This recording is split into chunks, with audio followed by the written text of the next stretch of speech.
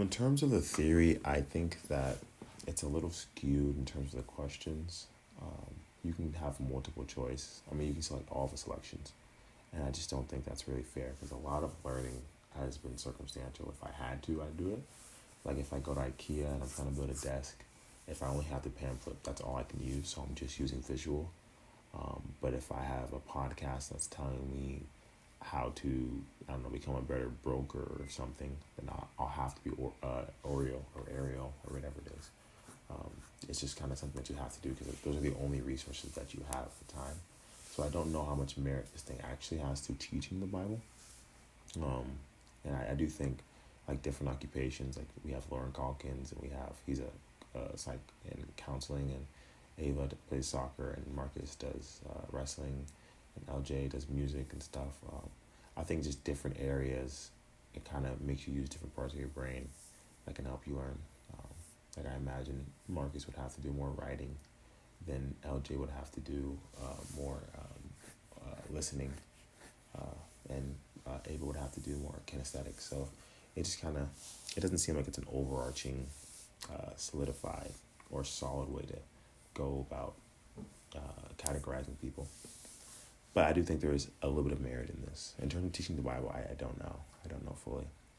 I think some strategies for teaching in terms of that would, I guess, go against the westernized society and just preaching and teaching and oral preaching would be a lot of diagrams if you're teaching the Bible. Not just diagrams, but like the gospel is pretty simple.